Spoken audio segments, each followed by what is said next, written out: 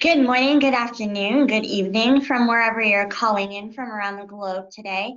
Welcome to our webinar on Top 10 Change Management Coaching Tips for Digital Transformation.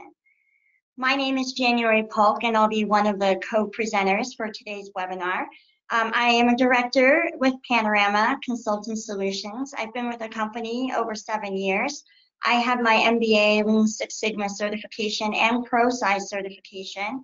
And I head up a lot of the different business process management and change management consulting engagements for Panorama.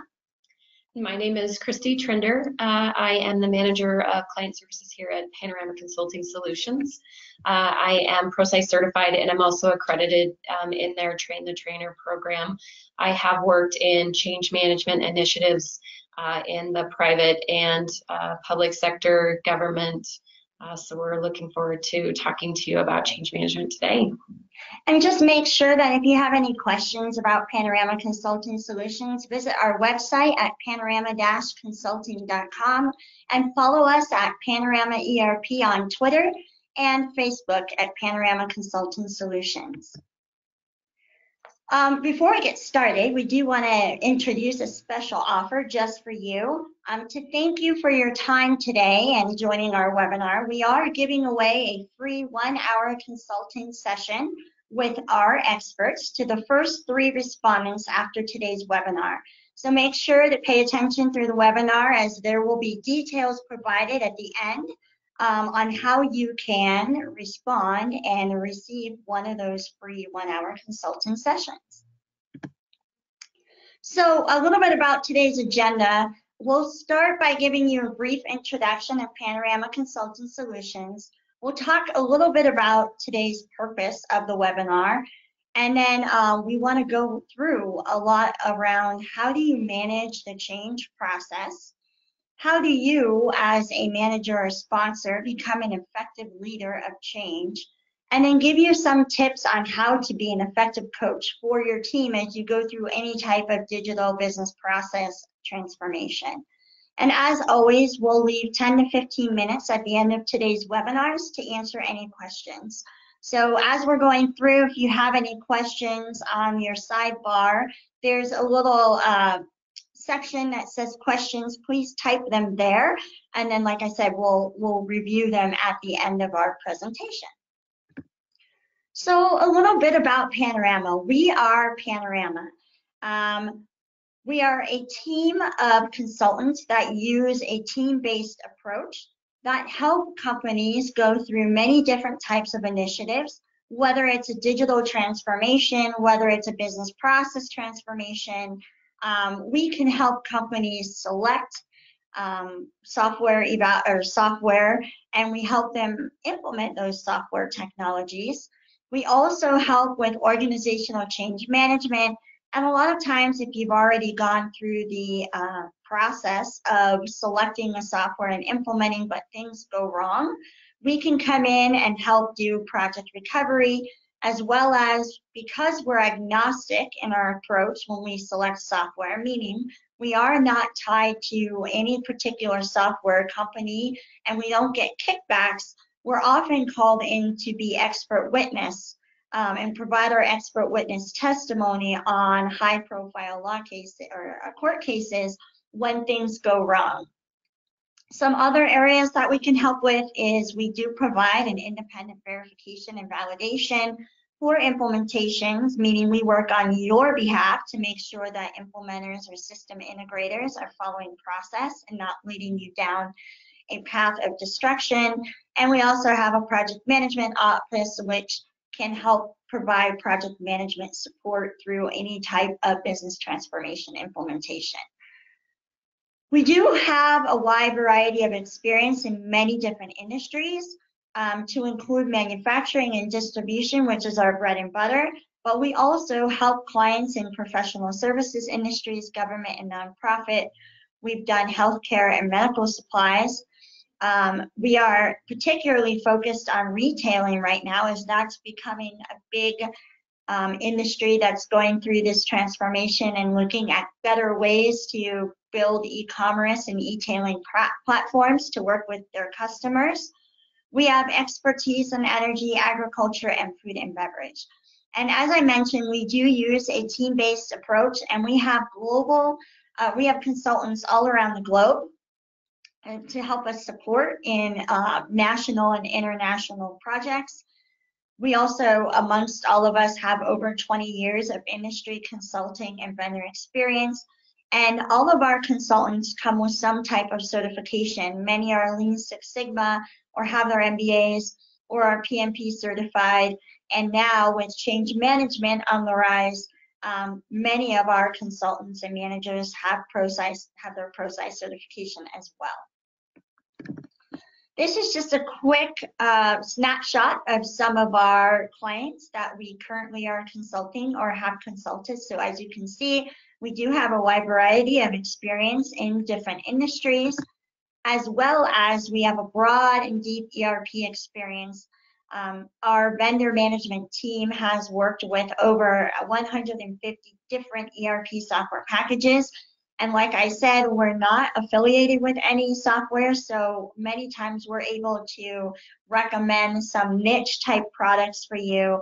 And if you're looking for a specific software to help with a WMS implementation or CRM or HCM or PLM, we know a lot about those packages that are specific to those particular areas. So again, wide variety of experience.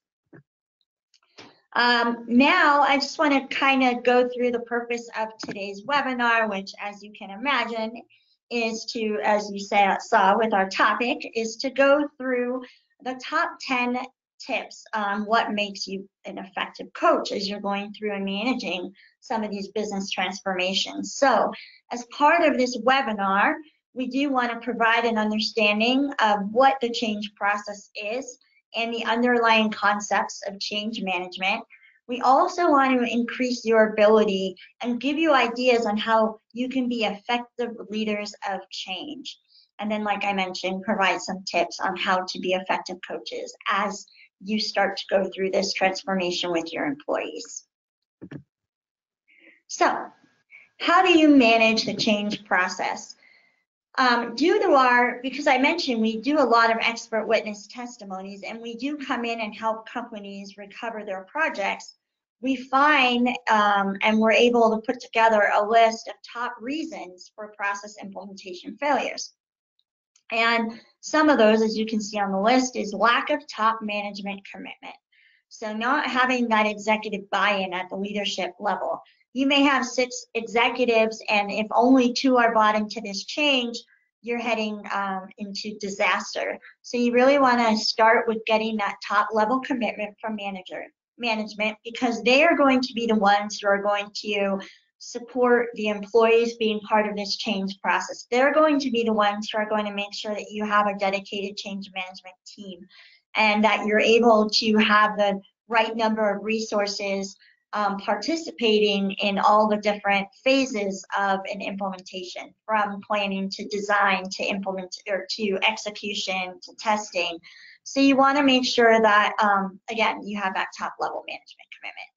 Not having eyes wide open or having unrealistic expectations. A lot of times leadership in particular will think that they can implement a big process change or a big technology change within a small amount of time. So sometimes they'll say we have to get this in 4 months, and that may not be a realistic. Or they may put budget constraints on your project team, saying you only have $500,000 to do this entire implementation. And we all know that most implementations cost somewhere between $500,000 to upwards over $1 million. So making sure that you're providing your leadership team with realistic timeline expectations and the right amount of budget you're going to need approval for to get this project done. And that's not just software costs, that comes in terms of backfilling resources, having dedicated change management team, and other types of costs that you may not be thinking about as you're putting together that overall project budget. Having inadequate project resources, resistance to change and lack of employee buy-in. So that's probably the number one reason that a lot of projects will fail, outside of course, having that top-down buy-in from your management. If your employees are not bought into the change, then they're not going to use it. They're not going to adopt any process changes you make, and they're not going to adopt the technology that you're implementing. So that could be the fall of any implementation. In fact, many of our expert witness accounts that we've done testimony on show that as being one of the number one reasons. So we want to make sure, and the purpose of this webinar is really to help you manage this resistance and be good coaches. Poor project planning, and then failure to track the business benefits and return on investment. If you can't explain the what's in it for me to your employees and help them understand and identify business benefits that they can then track, it's going to be harder to report on that return on investment to your leadership team. Having inadequate training and education. So a lot of times what will happen is budgets start to get squeezed, timelines are squeezed, and the first thing that gets cut are pilot room testing or conference room pilot testing and training. And that's probably the worst thing you want to cut, because that goes a long way into kind of getting that employee buy-in and getting them used to using the system so that they will use it, so that you can again obtain that return on investment. Poor project management and controls, not leveraging the A team from the business, and then poor employee communications. When people do not hear information, they will make stuff up, and usually it's not good stuff. So probably one of the easiest things you can do as an organization is make sure that you have a good communication plan in place, and that you're communicating with all of your stakeholders often, and that you're communicating the right information. So of all these top reasons, we feel that the items highlighted in the amber color are those that can be mitigated by having an effective change management methodology and by having change management activities in place as you go through your transformation process. Change management helps mitigate the change curve. Some of you may be familiar with this curve. It's the Fisher curve for change. And what it's telling you is that no matter whatever kind of change anyone is going through in their life, whether it's personal, professional, they are going to go through this change curve. You cannot stop it. People don't like to change. So there's going to be this anxiety at first around the change initiative. And then, you know, you'll have some happiness, like, wow, there's a change coming. I'm excited about this, finally. But as you start to go through that process of identifying what the change is, there starts to become this fear amongst your employees or within yourself about what does this mean for me? And some employees may feel threatened, some might feel guilty, and some might feel they might be in denial, depression, but it lends itself to this valley of despair. And so by having change management in place and having the right change management activities in place, what we hope to happen is to then lessen this curve so that people don't go so far down into that valley of despair, and that they actually come to acceptance faster and move toward that new beginning that you've outlined, or that new future that you've outlined for them. So during change, there are 3 phases. And while these phases, these stages are going along, there is the technical side of the project. So this is typically the project team. They're worried about the budget, the scope, the schedule, and they're focused on designing, developing, and delivering the product, the application, the system.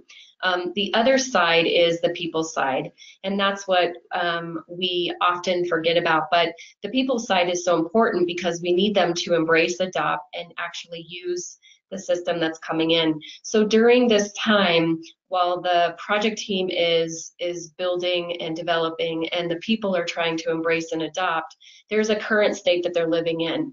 Your employees are coming in, they're doing their work, they're going home, they know their expectations, they know what's expected of them each and every day.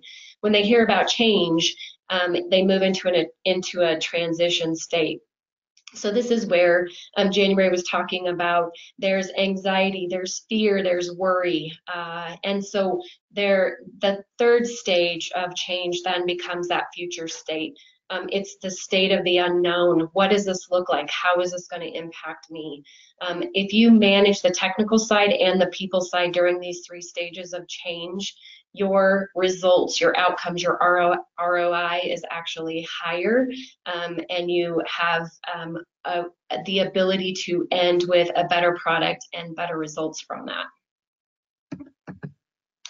So you've seen this graph, but the next piece is that in order to make this change more effective, to help your people come out of this worrisome, this fear, this transition state, we can apply a very simple methodology. It's called ADKAR.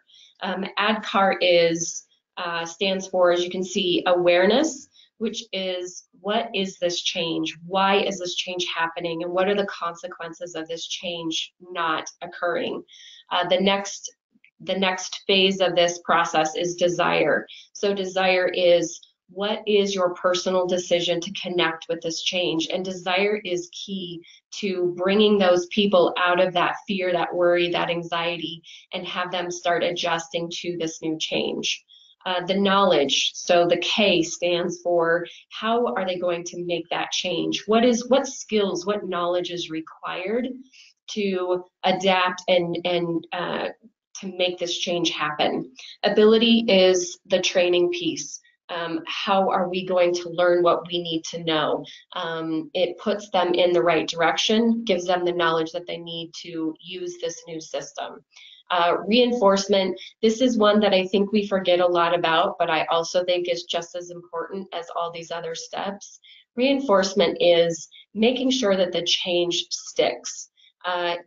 There are so many things that can happen if we don't reinforce, and I think if we wait until the end of a project to do that reinforcement, we actually have missed a mark. We have to reinforce throughout the entire. So as you're building awareness, you need to be reinforcing. As you're building, you need to be reinforcing. So make sure during reinforcements that you don't miss that piece. Taking control of change. So as we talked, ADKAR is the process. If you are missing pieces in that process, you're going to see the following things. So if you're missing awareness and desire, you're going to see more resistance from those around you. Even from leadership, you'll see resistance. You're going to see lower productivity, higher turnover. There will be delays in implementation because people aren't understanding why this change is happening and they haven't personally connected with that change. In the absence of knowledge and ability, obviously there's lower utilization. There's a greater impact on your customers. People won't understand the system. They won't be able to do what they needed to do on a daily basis, and that will have an impact on everyone, including customers, those around them. And like I talked about earlier with reinforcement, if we aren't reinforcing during that change, people are going to go back to the old ways of doing work. They will, if you move from a paper system to an electronic system, they'll go back to printing that paper out and doing the work that they know how to do. And obviously we don't want workarounds. We don't want that to happen. It also creates a history of poorly managed change. If something fails, people remember that. You can do 10 things right, but if one thing hasn't been done well, they will remember that. Next thing to be aware of during change is remember that everybody changes differently. You can see on this graph, person A has the awareness and they have the desire of that change, but person I doesn't even know the change is happening. So as you start walking through the steps of a change, when you start talking about the why, just remember that people all move through this differently.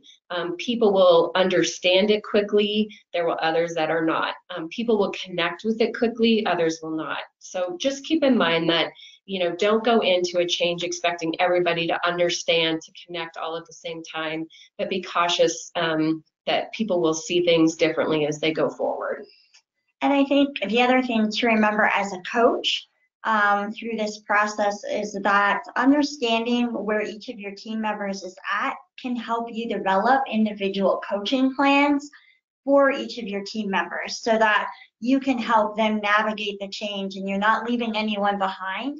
And those who are really ahead and seem to have that awareness and desire can then become helpers to you to help coach some of those other team members on the team that may not have that just yet, and help them, go through that awareness and kind of get the desire to make that change happen.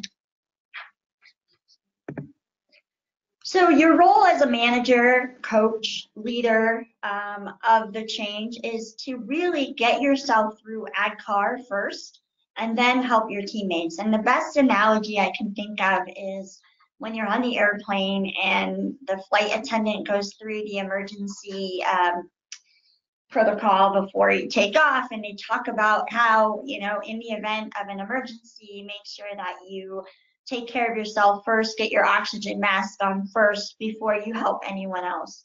And I think the same applies in this type of situation.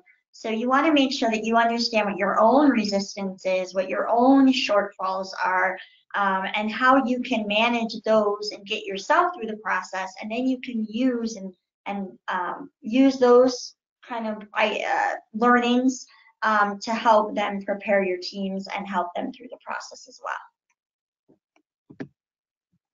All right, so a little bit now on how do you become an effective leader of change? So when we're talking about the process of change management for managers, and again, some of you may not be managers, you may be a change leader, a supervisor, but if you're helping, you have people that are reporting to you through this change process, this applies to you. So some of the first thing you want to do, and there's different phases, is prepare yourself for the change. So you want to make sure that you identify all the changes that are going to be part of this initiative. You want to understand what the scope of change is going to be. I mean, what are you looking at? Are you looking like what's the number of work groups? How are the different work groups going to be impacted? Number of employees. What's the type of change that's happening? Is it just a simple change? Is it happening with only one group?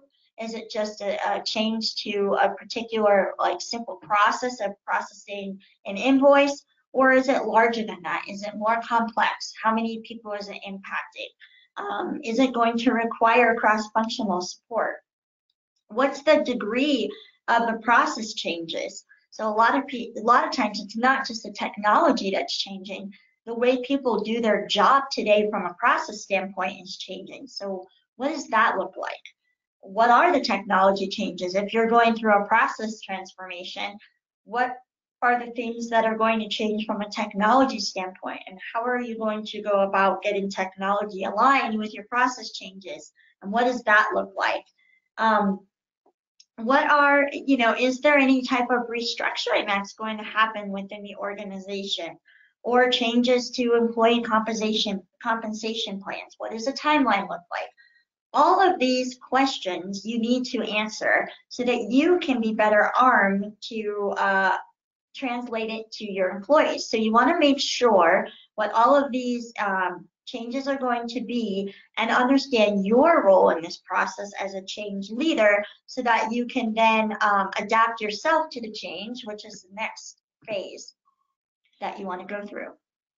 So next is adapting the change that is happening to you. The key here is that the change is not just happening to your employees, it's happening to all of you. So in the first piece of this, you have to prepare yourself, get that knowledge. But the next part is what are your barriers? What's blocking you from having the information that you need? What is stopping you from having a connection to the change and understanding that change? Do you need more information? What does this project look like? How big of an impact is this going to have to you specifically and your team? Are you worried about your WIFM? What's in it for me? How is it going to impact your day-to-day? Is it going to impact your hours at work? Are you going, is it going to impact your home life and being able to do what you need to do? You have to make a choice. You have to connect with that change initially yourself. You need to know how to support it. And when someone comes up to you and says, hey, I don't understand why this is happening, that you've already prepared yourself with those answers and that you've already connected with that. So you can share that connection with them in hopes that it can help. Again, it just helps with your resistance management. It helps with your coaching. It brings along your team with you as you start to adapt and prepare for that change. And then the next step is, the next phase is to develop those competencies to manage the change. So as a change leader, manager, there are 5 roles that you're going to be fulfilling. You're going to be the communicator. So you're going to be answering the why and the what for your teammates. You want to be an active coach. You want to make sure that you're giving them the information that they need about why the business is wanting to change. To what Christy said, what's in it for them? Why would they want to make that change? What is the impact that's going to, or what is the impact on each individual teammate that's going to occur as part of this change? And how is it going to happen? Details, details, details. These are the things as a communicator you're going to want to make sure you're communicating to your teammates. Same thing, you're going to be a liaison. So you are that person who is going to be monitoring how everyone is reacting to this change. And you're going to be obtaining feedback from individuals so that you have a good understanding of how things are going, so that you can then go back to leadership, or you can go back to the technical teams, or you can go back to the project manager or the project team of the project, and communicate these issues. You're the liaison between the employees, the end users, and the people who are kind of driving the project. You're an advocate.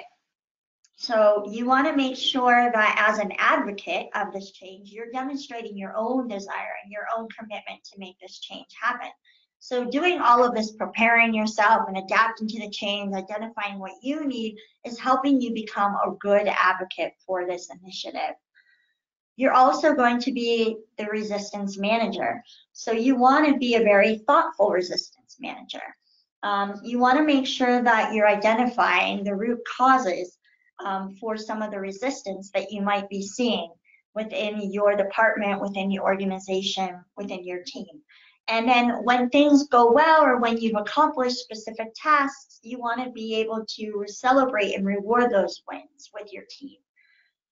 And then also, you're going to be a coach. And as a coach, you're going to be supporting the know and the how throughout this entire process. So you're also going to be coaching your teammates through that ADKAR process. So you're going to help them develop that awareness. You're going to help them develop that desire. You're going to give them the knowledge and the information they need to make this change happen. You're also going to be assessing their ability to do the change, and help with that reinforcement process after, and well, throughout the process, and then after the change is implemented. And I know that these 5 roles, it tends to feel like we're asking you as leaders to do a lot. We're asking you to communicate, to be a liaison, to be an advocate, to resistance management, to be a coach. But we believe that by applying an ADKAR methodology, we believe that in the tips that we're going to give you today, that this will give you some knowledge and some skills to be more comfortable with taking on all of these roles that you have as a leader. So again, we know it's a lot, but if you can arm yourself with the methodologies, the processes, and the tips that we're going to give you, we really believe that you can handle change very differently. So why are managers so important? Obviously, you are the closest to your employees. They trust you. They look to you. You give them the communication. You're very, very influential. You are the ones that are going to mitigate resistance. You're going to build the support. You are their coach. You are their leader. So they are going to look to you for all the information. They're also going to look to you to make sure that you've connected with the change. Do you believe in it? Do you trust it? So just remember that you are truly important. You are their preferred sender of all the information.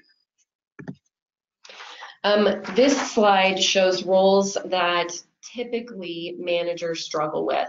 And so as we've talked through, communication, advocate, and liaison seem to be easier for managers to do. The coaching and the resistance management can be a struggle. I believe that it's typically a struggle because we don't often provide the skills and the knowledge for the coaching and the resistance management. We just kind of expect that that's what you know how to do and you'll take care of it. So again, by arming yourself with ADKAR process, making sure you have the information, making sure you've connected with that, it makes it easier for you to coach your employees and then also to have that management of the resistance that can come your way. So this leads us into, our next piece, which is why we're here. We're going to give you tips. We're going to give you information that's going to help you with these two most difficult roles. And before we move to the next slide, I just wanted to ask Christy, do you think that part of the reason why it has a resistance managing is a difficult task for managers to perform is because they might have resistance themselves and they haven't managed through that type of resistance? Because we talk about that employees have resistance, but as managers, I think there comes to be a lot of resistance that is felt at the manager level due to maybe cultural changes within the organization, or there's misalignment of project goals and personal incentives at the manager level. And so if they can't quite get through that themselves, then it might make it more difficult for them to help manage that resistance at the employee level. So just kind of, is that kind of what you see? And then I think that if it is, I think that kind of reinforces more why we want managers to kind of go through this process first before they try and implement it with their own teammates. Absolutely. And I think as managers, the first thing that we focus on is our team, is what do we need to get them? How are they going to process this? And I think we immediately, resistance is normal. Everybody resists in some way. So I think we always focus on everybody else and making sure that our team is moving along, but we forget about ourselves. So yes, I think it's very key that we have to prepare ourselves as leaders and as managers for the change, because it does impact us. It could potentially impact our hours. It could potentially impact productivity. So yes, I agree. I think it's very key. Okay, so now what everybody's been waiting for, we're going to provide some tips on how you as leaders can be an effective coach for your teams. So the first tip is to listen and understand objections. A critical step for any manager in creating desire for change is to really sit back and listen to their employees. In most cases, I think it's not that the employees don't want to change. It's just that employees want to be heard and they want to be able to voice their concerns in a safe environment. If a manager can really understand what the employee objections are, then I think they're better equipped to help and support and kind of clear that path toward resolution for those particular teammates. Listening, I think, can also help managers identify and address any misunderstandings about the change. Because like we were saying, when you don't hear information, you're likely to make stuff up, and it's usually not positive stuff. So in this environment where your employees can come talk to you and kind of share their concerns, a lot of that gives the manager or the coach or the lead an opportunity to kind of misdirect or kind of redirect and set the right path forward and kind of let people know what the truth is around, some of those misconceptions are. So don't always assume that resistance is a lack of desire. There really is probably, or there's usually a really good reason behind why people may appear to be resistant. And it's really listening and understanding that helps go toward that, because you can see it, but it's really understanding the root cause of it that really helps you put a plan forward to help navigate through that resistance. And remember, sometimes people just need to talk. Some people just need to vent. It gives them an opportunity to tell their story, to tell their side of why they are where they are with the change. So sometimes it's just that simple, is just talk to them, find out, just let them speak and just listen. And that may be enough to manage or, help in any possible resistance that could come your way down the way. So tip number 2 is focus on the what and let go of the how. Immediately when you say there's a change coming, people want to know how it's going to happen. So you have to sidetrack them and remind them on what the change is and why that change is happening. It's key to build awareness and to have as much information as you possibly can. If you don't, it's okay to say, I don't know right now, but I will get you those answers. Build that awareness. The how is left to the project team. They are the one that's focusing on the how. So just remind people as they start to ask those questions, how is this going to work? How is this going to impact me? Is to remind them that that is all going to be taken care of. We just need to focus on what the change is and then prepare for what that looks like. And would it be fair to say that for this particular tip, sometimes it's not one to use in particular situations? So I think focusing on I think it's you can do it in any type of organization, any size of change, but I think a lot of times it's easier to focus on the what with a smaller group of people, because you can kind of include those people, bring them into the design sessions, have them participate in testing, have them really kind of participate in that training, become trainers themselves for new employees that might come into the new company after this has gone live. So I think it's a lot easier to focus on the what when you have a smaller group. Sometimes it's harder to focus on the what when you have a larger group, because you don't have those answers. And there's so many people who are going to be impacted that it's hard to give those details. So I think this is a great tip, and I think you should use it, and it is applicable across the board.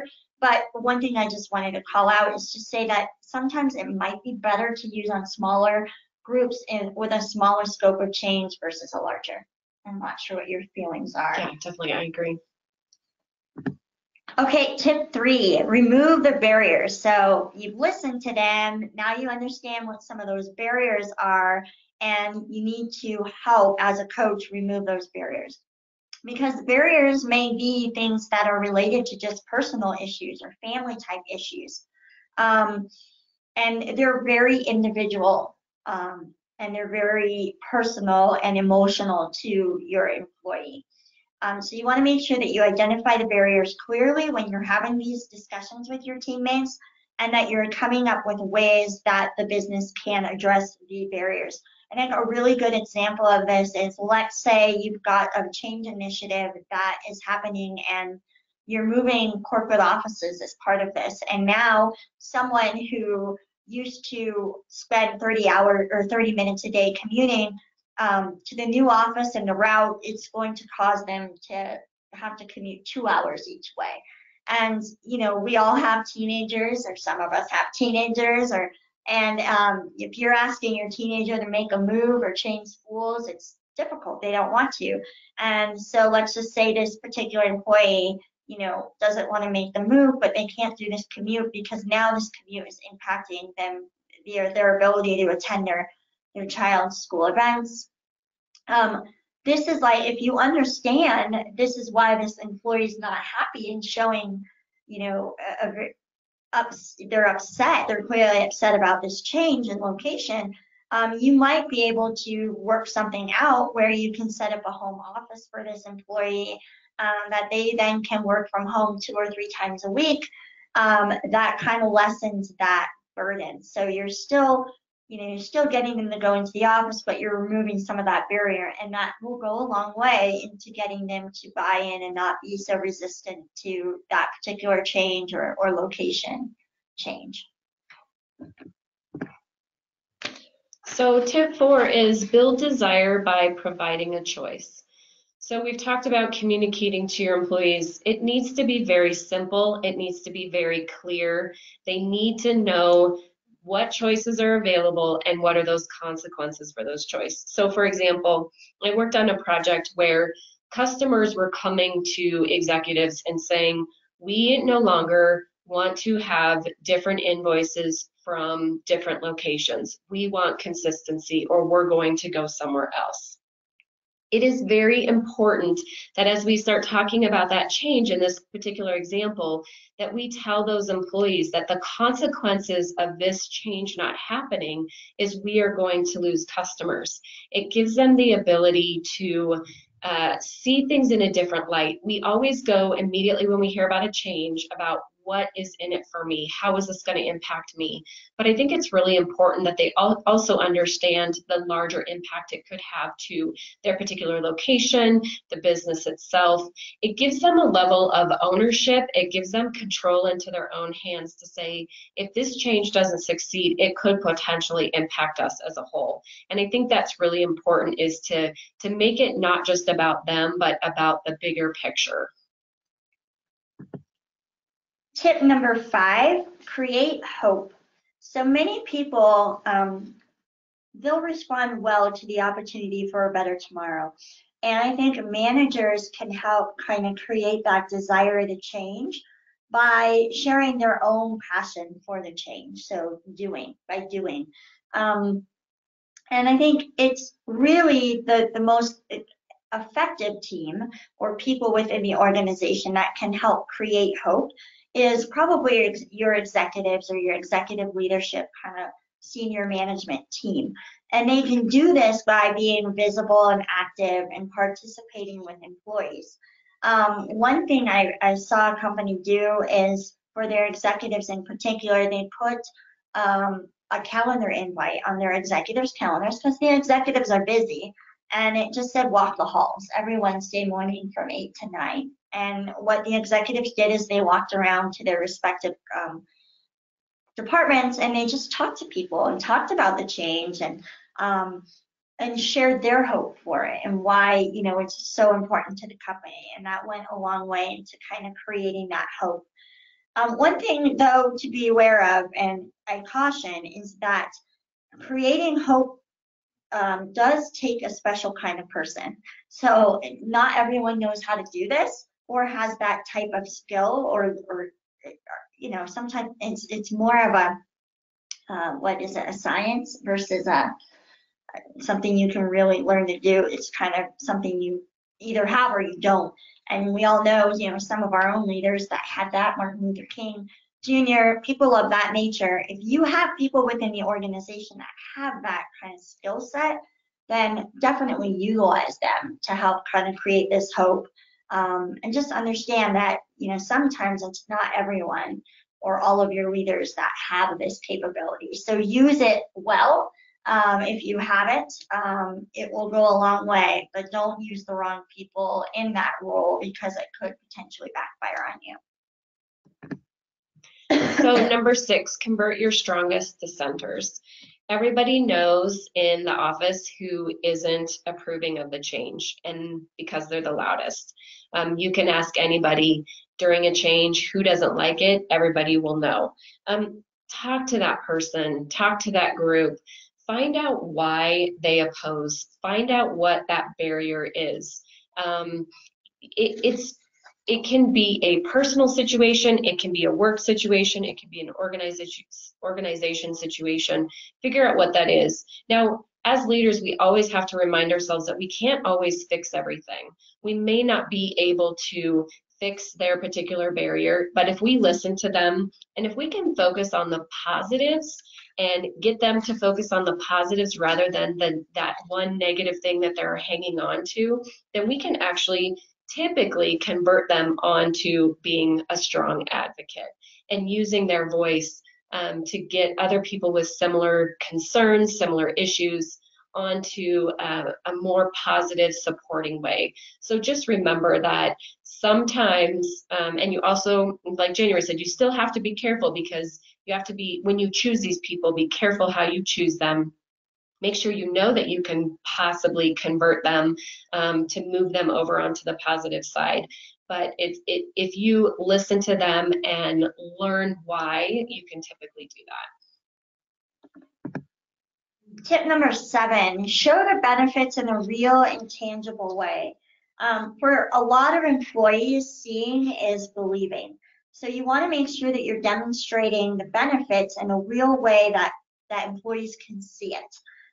Some examples that you can, might be sharing case studies of other companies who have successfully implemented a similar change, celebrating wins and successes. If one particular group goes live first and it goes, you want to make sure that you celebrate that, but call out all the great things that came from that. So this team went live, and this is what the result was in terms of, number of days it took them to close a book, or, they're just have people from that team talk to others within the organization about the experience and how the new way, whether it's process or technology, is helping them with their current job and what that has meant for them.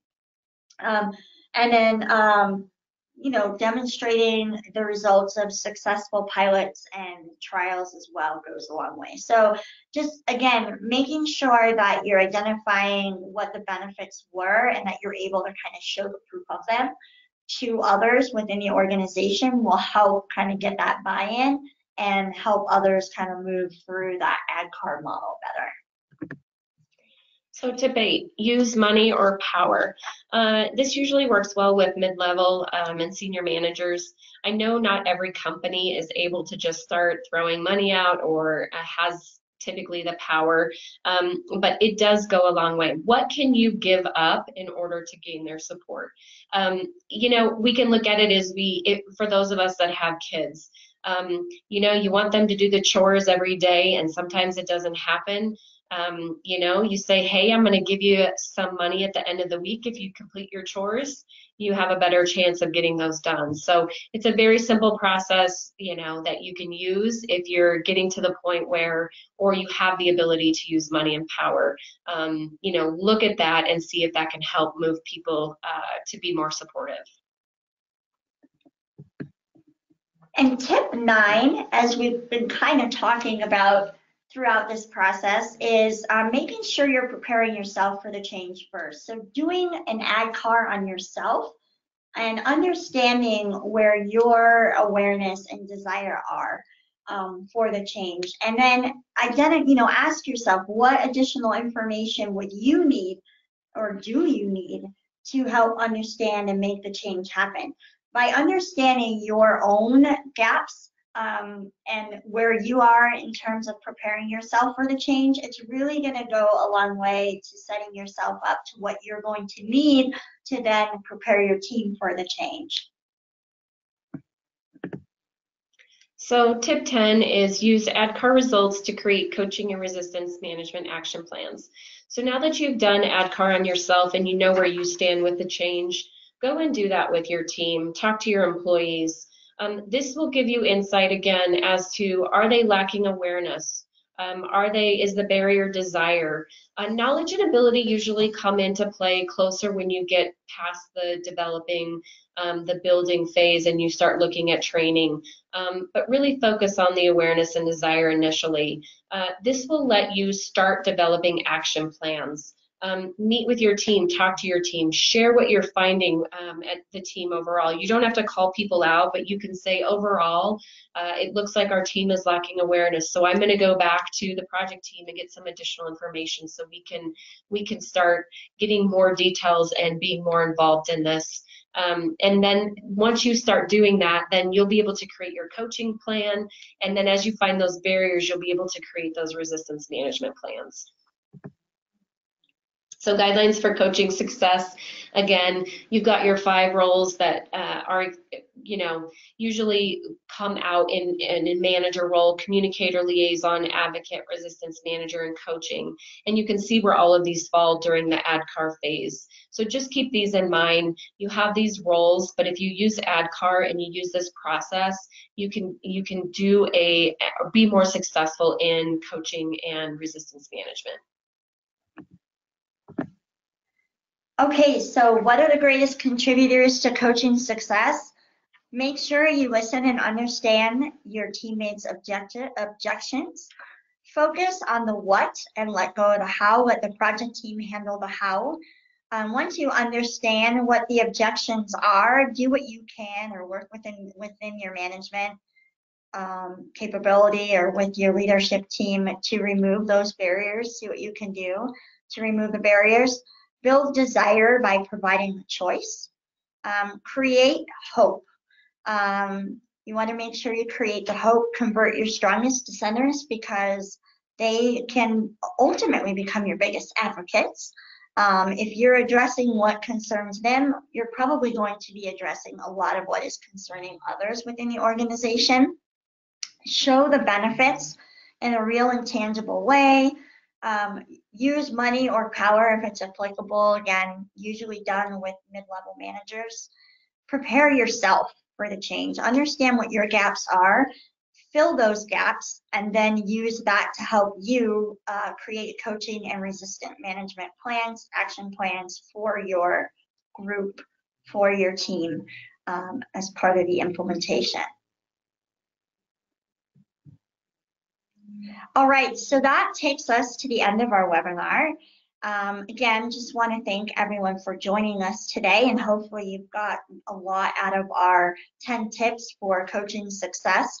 We're going to look at answering a couple of questions, but before I get to your questions, I do want to invite everyone to join our boot camps. We do hold them throughout the year, one in the winter, one in the spring, and then one in the fall. They are an intense and interactive training event where we have all of our experts present. It creates a collaborative atmosphere. You can also hear from your peers that are also attending the event and share stories. We do provide 10 CPE credits for it, for attending. So if you need those CPE credits, what better way than to come join the event and obtain your credits. So if you are interested in attending any of our digital business transformation boot camps, please look at our website at panorama-consulting.com and register and for an event today. You'll also find all the details as well at our website. And I'll leave that up for a couple of seconds so you can jot that down. And let me see if we have any questions.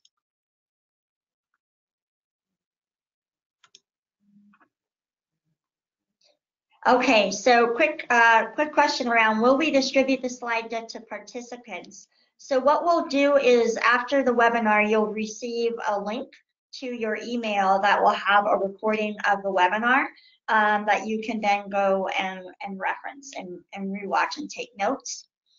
So that answers the second question, which is about the recording. So yes, you will get a copy of this recording in your email with a link.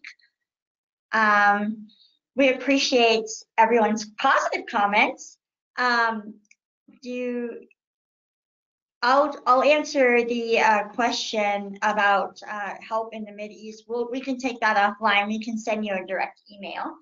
And then there was one other question. So one of the things that one question someone asked is how much communication about the change is needed? So when you're talking about communication, I don't think it's ever too much communication. Obviously, you want to keep in mind how close the change is, how much involvement with yourself and your team it's going to be. But they say that it takes 5 to 7 times saying the exact same thing in different ways for people actually to remember what you've said and then be able to speak that again. So keep that in mind. Don't just email communication out because not everybody responds to email. Communicate 5 to 7 times differently, but the same message, just to make sure that everybody gets it and then can move forward. Yeah. For those who didn't hear, the presentation will be shared after the meeting, so you'll get a link to your email with the presentation so you can go watch it. And then one other question we did have was, how do you manage dissenters that can't be converted? That's an interesting one. So one of the tips that we have that we didn't put up on the slide deck, because it really is a last resort. Because we want you to take the steps that you need to take to try and get these people bought in. But if you take all these steps and you still have someone within the organization that is in a high position of power or influence, has a lot of influence within the organization groups, and they're still not interested in the project and they're still dissenting, the last resort is then to what we call create a sacrificial lamb. So again, you know, sometimes if people refuse to get on the bus, ultimately the consequence is that they may lose their job, because it's just too much to have someone not use the process or the system or be negative. So that is one way, probably the final way that you would want to use, you know, the last resort type of way, but you can let those people go. And I would say initially, you know, you don't want to get to that point. You may have to, but there's a reason that they are opposing. Figure out what that is, and then can you focus on all the other positives? If they come to the plate with only one thing and they are refusing to make that change, figure out the things that they actually can agree with and build those up. Talk about those more, support those more.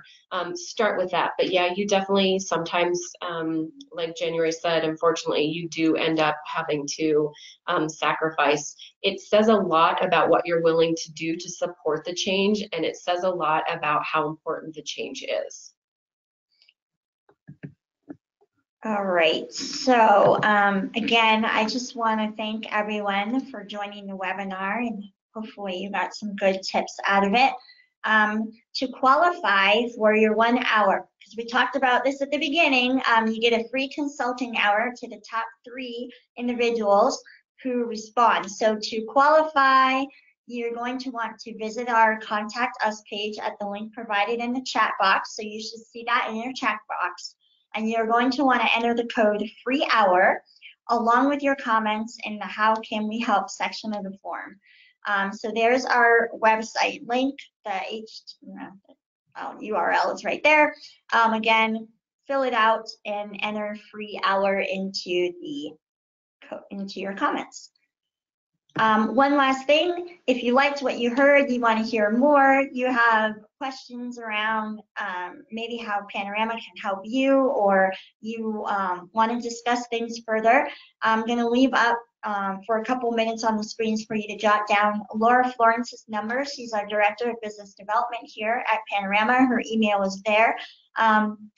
Feel free to give her a call and she'll get anyone on the line who can help answer your questions. You can reach us at 720-515-1377. Again, thank you, everyone. We had fun today, and we appreciate you attending and look forward to seeing you on some of our upcoming webinars. Thank you, and bye.